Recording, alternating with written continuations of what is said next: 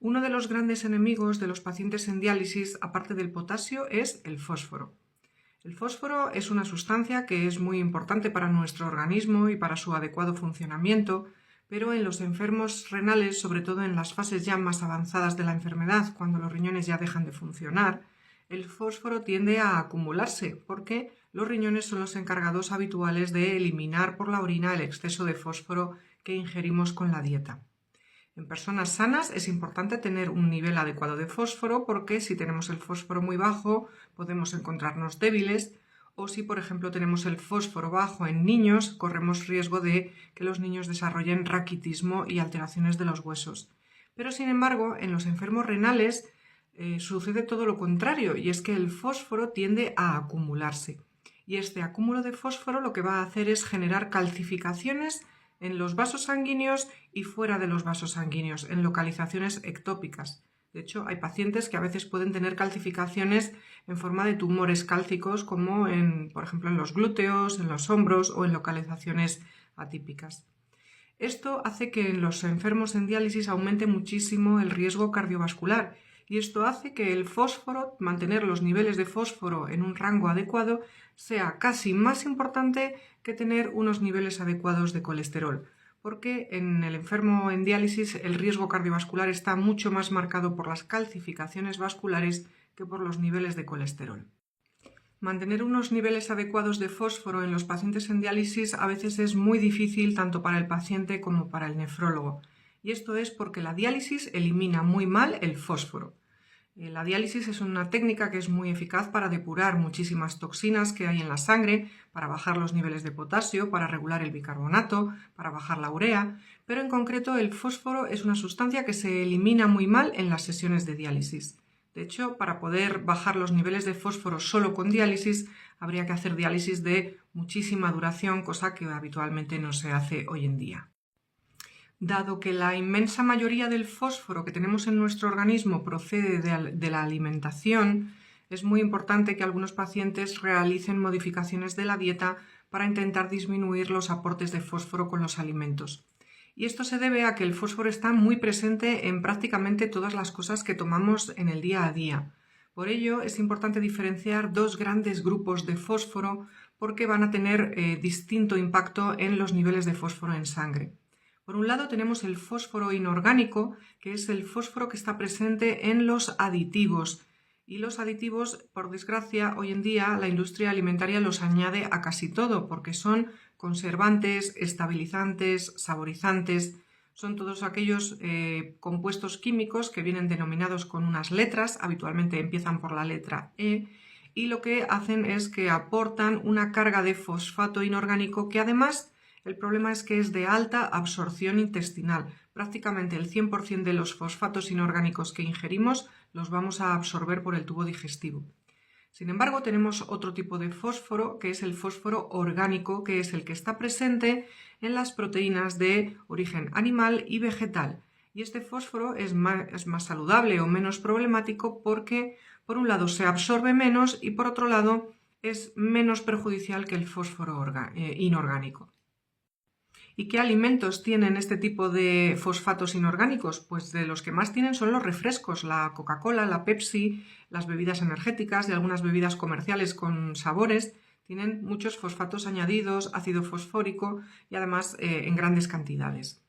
Pero luego ciertos alimentos y algunos de ellos incluso los consideramos o los confundimos como saludables, también pueden tener estos fosfatos. Por ejemplo, las carnes procesadas como el jamón de York, la pechuga de pavo, los fiambres, el queso en lonchas, los tranchetes, los lácteos en general pueden tener mucho fósforo, pero son peores aquellos que tienen el fósforo añadido o que lo añaden como enriquecedor. De hecho, muchas personas pueden tener problemas de fósforo bajo e intentan tomar ese tipo de bebidas, leches de almendras o leches de avena que les añaden fosfatos para aumentar su contenido en fósforo. Esto puede estar muy bien para una persona con fósforo bajo, pero no para un paciente en diálisis. Los embutidos, la comida basura, la comida rápida, los snacks, la bollería industrial, las magdalenas, los bollos, el pan de molde, algunos tipos de pan tostado. Casi todos los productos integrales también tienen bastante carga de fósforo, pero sobre todo los que vienen empaquetados e industrializados. Así que tenéis que empezar a aprender a mirar un poquito las etiquetas para buscar aquellos alimentos que tengan menor cantidad de fósforo en forma de aditivos. El fósforo orgánico es aquel que está presente en ciertos alimentos que son de alto valor biológico, pero que tienen una mejor distribución del fósforo entre proteínas, es decir, tienen más proteína y menos fósforo de forma proporcional que los alimentos procesados. Entre estos grupos podemos encontrar algunos tipos de carnes, pues la carne de pollo, algunas carnes magras y los huevos. Si les quitamos la yema, obviamente la clara de huevo tiene muchísimo valor biológico y tiene una buena proporción de proteína frente a fósforo, que es un fósforo orgánico. Y luego son muy importantes los vegetales, las legumbres y las verduras, aunque puedan tener cierta cantidad de fósforo, es un fósforo orgánico que además se absorbe mucho menos. Son los que menos tasa de absorción tienen porque los vegetales suelen contener fitatos que hacen que el fósforo no se absorba por el tubo digestivo. Así que si eres un paciente que está teniendo grandes problemas para controlar el fósforo de sus análisis, puede que sea importante que revises todos estos aspectos de tu nutrición. Y en esos casos igual incluso es interesante que acudas a un nutricionista para que te pueda elaborar tablas o repasar qué tipo de alimentos estás consumiendo que puedan ser erróneos.